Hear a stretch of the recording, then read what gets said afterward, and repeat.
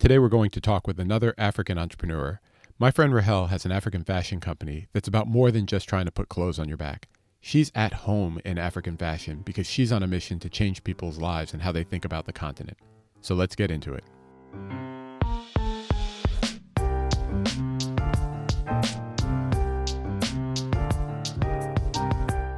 Rahel, as we get started, can you take a moment to introduce yourself to our audience? Yes, hi. My name is Rahel Mitula Williams, and I was born and raised in Tanzania, but groomed right here on the south side of Chicago. I moved to United States when I was 12 years old, and I've lived in Bronzeville, Hyde Park, South Side, pretty much my entire American life. I am a wife, a sister, a friend, a recently auntie. I have a 15-month-old nephew. I can't believe I know the month, just how much I'm invested. I'm professionally, I'm a fundraiser. I like to say that I am a global citizen who loves culture and just injected culture into my life and everything that I do. Now, you're also a business owner, right? Yes, very proud. Actually, right now, if you could see me, I am sitting in my studio here in Bronzeville. I am a founder of Ilava, which is a lifestyle brand boutique that uses fashion to inspire changes around the world. So I work with artisans in my home country, Tanzania. Great. Now, I also like to give people a sense of how we know each other and the connection I have to all of my guests. So I always ask, from your perspective, how do we know each other? Wow, I believe it was all without telling my age. I think 2007 or something like that, six. I finished college. I was not sure what I want to do with my life or career path. You can only imagine, like anybody else. And a good friend and mentor, worked at Ancona, Liberia, Miss Marcia, shout out to her. She told me, like, you know what, you cannot just stay home. Just you gotta do something so you can meet people and corner school, the community, you'll meet some amazing people in the community. And she was right. So I took a job working at the front desk and the head of the school, Miss Barney, as assistant. And there I met your beautiful family who was attending Ancona. And that's how my first time connecting with you is at Ancona School. Yep. One of the things that's always interesting to me as a photographer is I get to see people's alter egos or their other personality or their other life. And I remember you're always smiling. We talk casually at the front desk. But one time I heard that you were in fashion, and I had a chance to photograph one of your shows 8 years ago this month, actually. I went back and checked, Oh, and I was wow. blown away. It was so cool, and the fashions and the community that you were building was just really cool. And I feel like since then, we've just kept in touch on social media over the years, including through COVID. And when I was thinking of the concept for sort of version 2 of the podcast, I knew I wanted to have creatives on the podcast, including people in fashion. And I reached out to you and was like, hey, we haven't talked in, 5 years or so, but would you be willing to do this? And you said yes almost immediately. And I'm really grateful for that. So thank you for joining today. No, thank you. Speaking of the outer ego, like when I met you at Ancona, I would have never thought you was a photographer. So when you reach out to me for that fashion show, I was like, you're a photographer? You're like, can I bring my camera? I was like, oh God. And then you pull up there with professional cameras. And actually, I've mentioned to you, one of my favorite picture of me and my sister, who's my business partner, is you took that picture at the fashion show right here on 55th. I love that picture. I always look at that picture. It's like, the best picture we have. So thank you. Well, for people listening, I will post a photo of that picture in the podcast notes so everybody can take a look.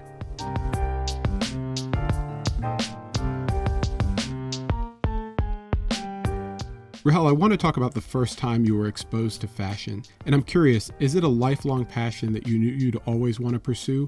Or was it something different for you when you were growing up?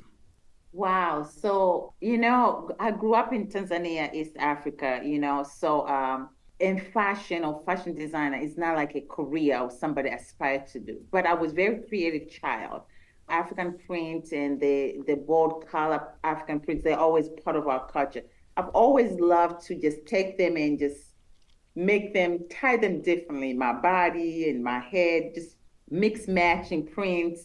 And people would laugh at me like, oh, this is not doesn't go together. But I've always feel like expressing myself through fashion. I always tell people that whether you know it or not, what you wear tells a story. So whether you want to own that story or not, And sometimes what you wear, it can be a part of a conversation, meaningful conversation. How many Hmm. times you seen somebody and ask, you look great. What is that you have on? You look great. What in the next thing you know, oh, I do. Thank you. Actually, this is so I've always felt like fashion has such a space in our world to tell a story and connecting people. So but I never knew it would be a career. As I mentioned, I'm an immigrant, so my parents moved here to the United States for a better life, for better education. So you are going to be a lawyer, a doctor, a nurse, engineer. Like that is the path. I was actually going to go to law school. I even took the LSAT, believe me. But that's not the route I took. But I went in just a tradition. I got my bachelor, got my master. But I've always knew that fashion was something that I want to pursue, but not as a career. So I did as a hobby. I will create things and share with my friends, but it is something that is always, as a child, looking back, it was in me, but it was not something, unfortunately, in my culture then. It was something that parents and community cultivate because you just did not have the resource, to be honest, to be creative. It's funny for me to hear that because I've spoken with other friends who grew up in African households, whether it was here or back home on the continent. And it was basically lawyer, doctor, teacher, nurse, or engineer. You can pick anything you want as long as it's one of those five things. Mm-hmm. Yes, you can. And then also, if you don't, like, so what end up happening with most of us, that's why you find a lot of fashion designer or dancer, anybody in creative, is like they have this very demanding career. But then just like anything else in life, right? Passion, they're what they are. It's like you do what you please your parents and the community. I always say so your parents can have something to talk about in those I call those African dinner because that's when they brag about their children, where they went to school, how many degrees they have. But you do for that, we are a culture of a community. Do I regret that? No, because it made me who I am today. Right. Because eventually my degree did end up connecting me to my passion, everything aligned with one another. So no Yeah, talk regret. talk about Yes. that for a second because I do like to say that if you like where you are and you're happy with your life, you can't say you'd go back and change anything because you might end up in some other place. So talk about how when you took your jobs, you thought about that passion and you thought about the pull to go back to law school. When you took your jobs as you were in school or after school, you mentioned that we met at Ancona, but were you always thinking, I'm just doing something to pass the time before law school? Then how did you decide what to do? So in college, I work at high-end retail to kind of, make money and just get that fix of fashion, right? Right. So I did that. And then when I was at Ancona, I went to DePaul to get my master in international public service. Again, I was like, I want to do something that's going to take me back home. I thought I wanted to do law school, international law, but then I was like, I'm not sure. So I said, public service, international, that's aligned.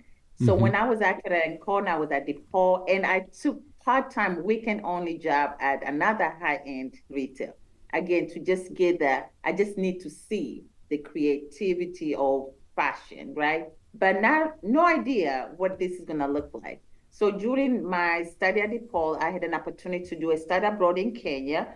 And honestly, I chose Kenya because Tanzania was not an option. And I thought, it would be like after I'm done, it's easy to go home. It's only like 15 minutes flight. So I went to Kenya, and it was in Kenya that I was doing my study about women social entrepreneur, how they're key to economic development. During this time, I had an opportunity to interview women in various fields, including fashion. Hmm. They're making clothes, they are making jewelry, they're just creative, making greeting cards. And there I was like, wow, my thesis is going to be studying these women and researching in about how giving them the right resource and the right tool, it can actually change the trajectory of their communities and their families. So I focused my thesis on that. And after I was done, I said, well, I'm not an academia. I'm now definitely not going to teach.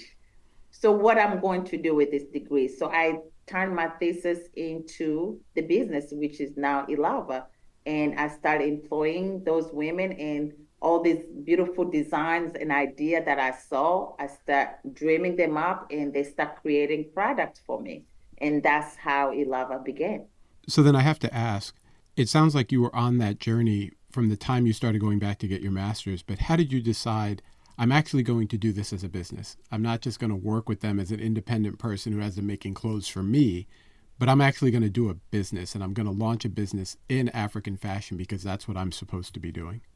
So several things, right? I knew I'm big in sustainability. If I always ask myself, if I'm not here, can this continue? If I'm no longer able to do it, can I hand it to somebody else and them doing it? I'm always thinking about sustainability. So for that, I was like, I need structure, I need order, I need to get this to a place where it's not a hobby. And also looking at just talking to the people, I knew this is for them was not a hobby; it was their livelihood. Mm-hmm. And I pretty much had the connection and the resource to really help them to change their lives, right? So I knew from beginning that this cannot just be a hobby, even though I was not in the payroll to pay myself, but the people that worked for me were on payroll. It was interesting because I do not know how to sew or draw. I know it's a big, like, wow. There's actually another high-end designer out here, very big American designer who does not know how to sew or draw, but we wear their clothes every day. But that did not scare me. I always knew that I can just, as long as I had the passion and hard work, I can find the right people to work. So now that you're doing it, does it feel real? And does it feel like this is truly where I belong and this is my home? Oh, yeah, definitely. The imposter syndrome is going away. It took me a long time to actually say I'm a fashion designer, right? I didn't even write that in my bio. I would say I'm a social entrepreneur. Mm-hmm. I identify opportunities for making change in the world. But then now I'm like, yeah, I am a fashion designer, right?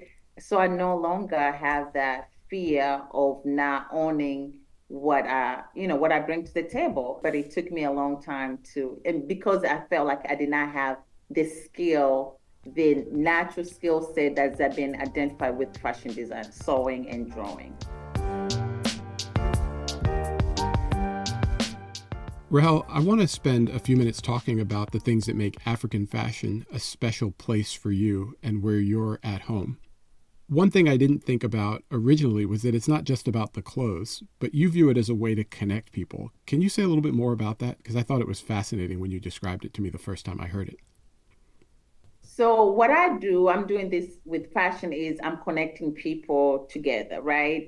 When a garment is made in Tanzania, and now I'm able to bring here in the United States and put in another woman who have no relationship with, or probably they will never connect because they don't come from the same socioeconomic class. When I see the finished product, I know where they come from, and I can Mm-hmm. tell the story, and I know that the worker previously, they will, if we can identify them by their socioeconomic class, they were poor or HIV infected or anything that is negative, but now they create this amazing, beautiful classic piece. And somebody in the United States for middle upper class is wearing to go to a gala, to go to a wedding. Previous year, we debut our line in LA Fashion Week to be able Wow. to see that, right? Then for me, that's when I tell the story of my home. I tell the story about who actually made this piece.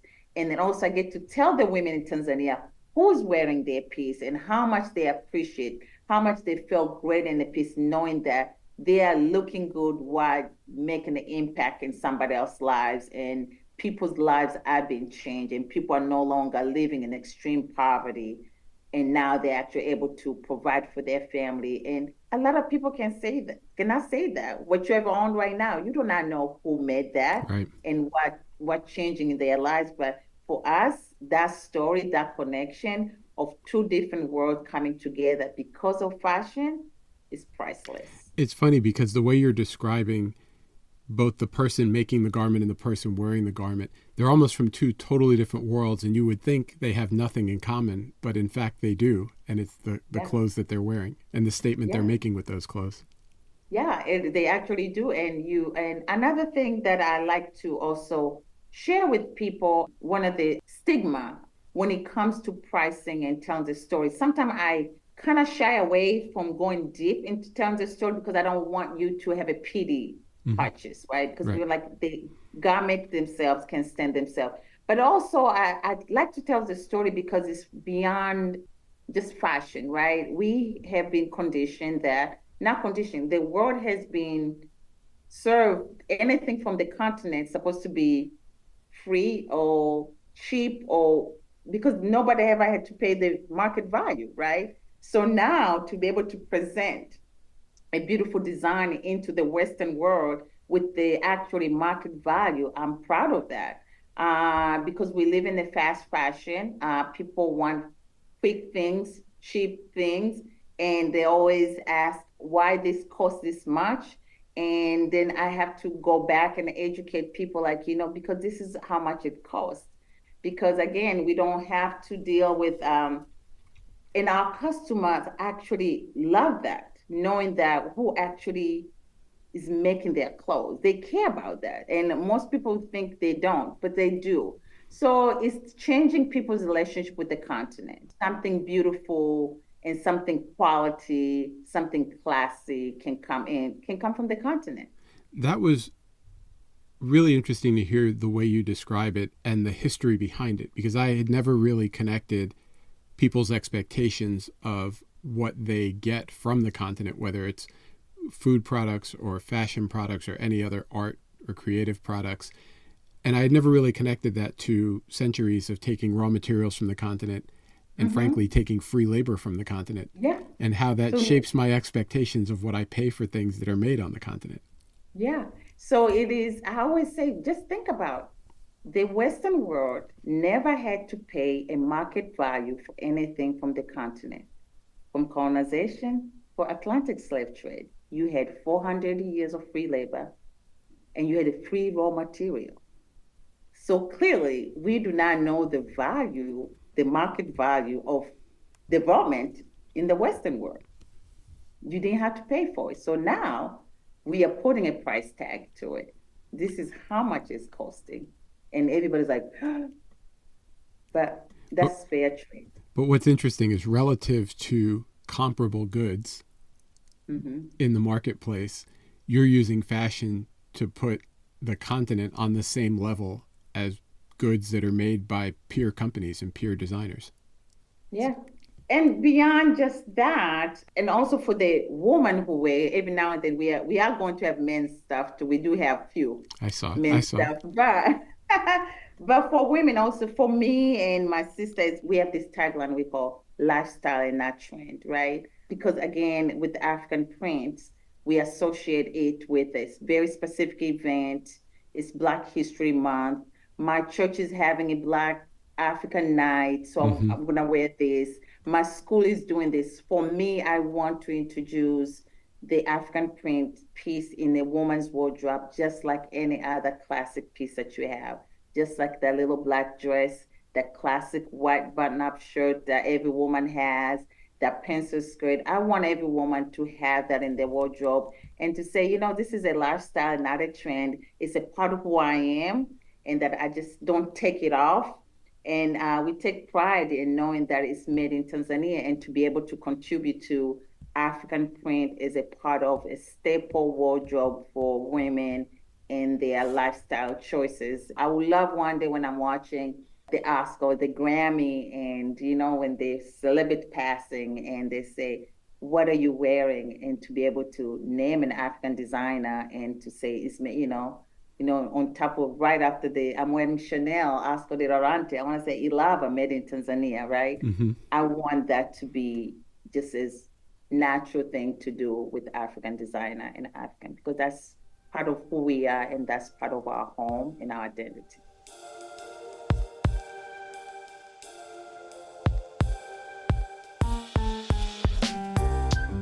Rahel, as we start to get towards the end of this conversation, I appreciate you sharing some of the things that make being in African fashion special to you, whether that's bringing people together, changing their relationship with the continent, or changing the way they see African fashion as a whole. One of the things you touched on as you were describing that was you have an opportunity to tell a different story and tell the story of the people making the clothes, which frankly most people don't think about. I want to ask you a little bit about how you're doing that. If I go on your website or I come to your shop and I buy something, how do I get that story? How are you connecting those people the way you talked about earlier? For us, ethical fashion is not fast fashion, right? Most people don't care, but we do. And how do I tell the story? I'm an African, so storytelling is part of who I am. So word of mouth, I can actually show you the picture of your garment being made in our Mm, website. There's pictures. There's pictures of how actually we did one collection. The actual fabric was being made by hand. We have a wow. video of that. We have information cards where behind it, it tells how your clothes was made, but sometimes you cannot tell the story enough. So we're doing enough branding of telling the story via word of mouth, sharing their pictures. And sometimes there are people who actually now will say, I would love to be able to see this, right? And I was like, you know what? That is actually another part of extension of our business. Travel with Ilava, where you actually have an opportunity for us to curate a trip for you to visit Tanzania and actually see the workshop where Wow. your clothes is being made and who's actually making your clothes and be part of that storytelling. So sometimes there's a thin line though, kids, I'll say this about exploitation, right? Because there are a lot of people out here who use people's story as a marketing and branding scheme, Right. right? So sometimes with their permission, because sometimes people don't want, they're like, you know what, this is my job. I don't want to be part of the story. And we respect people's Hmm. decision to say, I don't want my picture taken for the website. Even for myself, when I take picture and I'm going to share in social media and telling the story, I have to ask for permission of our workers because some of them do not. They say you can tell my story without my picture, right? So we have to respect that, but we do share them in our website and our social media. And if you come to the store, there's information cards and then actually the initiative that we support through our fashion. All of that is provided. During our trip to Ghana, we had an opportunity to visit a garment factory, and a friend of Mm. mine came on and talked about that in the Ghana recap episode, which I think was episode 11R for those listening. But I did Mm. have a question for you because I'm curious. I see all the things that they had to do, not just to pay their workers a fair wage, but to put the right support system around their workers so Mhm. that they had access to healthcare and they had access to other Mhm. things that weren't immediately available. Is Mhm. that the type of thing that you're doing? It sounds like it Mhm. goes beyond just giving people a paycheck and telling their story. Oh yeah, it is beyond paycheck. So we have a structure, a system in place where we provide, if they need healthcare, we pay for their healthcare. Actually, unfortunately, now that you're saying two of our workers this past 6 months, they both lost their parent, and they are the head of and they did not figure out how they're gonna bury their parents. So they Ilava end up doing it, Mm-hmm. paying for the funeral of their family. So we are making sure that they are making fair wage to live above, to be paid above minimum wage of the country. So now they're able to send their children to school, improve their housing conditions. In the beginning, we were doing Ilava, and I used to say that we are changing people's menu for the day. So if they were having beans every day for lunch and ugali is like fufu, right?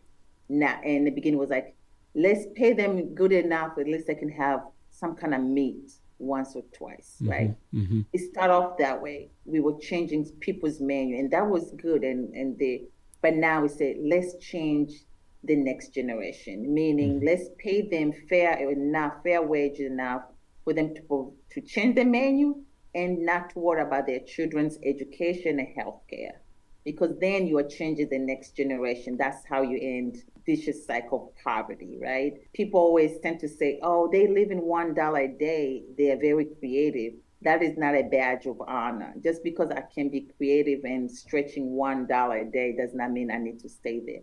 So yeah, so one of the things we are very proud is the fact that we are able to not only change people's menu for the day, but also change the trajectory of their livelihood for the future of their children.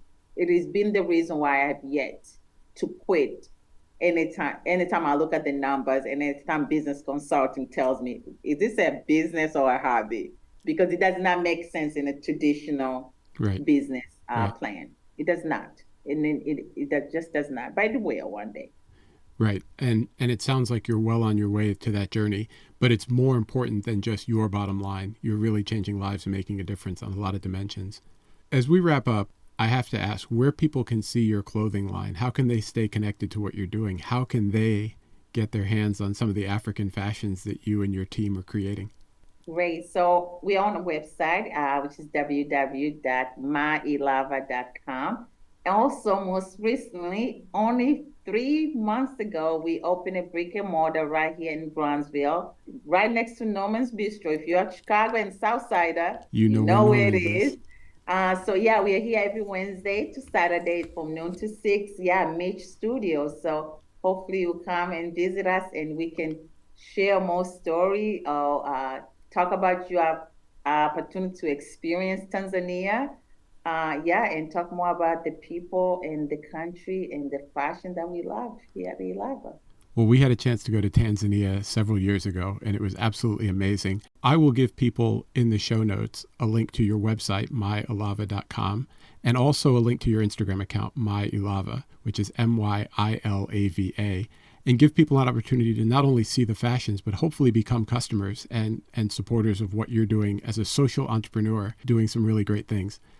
Rahel, I want to Thank thank you. you for coming on and sharing your story today and why African fashion is your home and what's special about it. I really appreciate your time.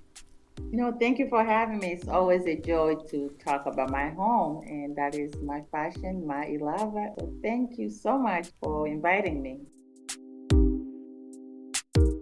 Thanks for listening to this episode of My Home is Special. Be sure to subscribe to the podcast to get future episodes automatically. You can go to myhomeispecial.com to see the full project and sign up for email updates. Be sure to follow KBevPhoto on Instagram or go to kbevphoto.com to see what I'm snapping these days. There's a lot on both to explore. For now, this is Keith, aka KBev, signing off. Peace.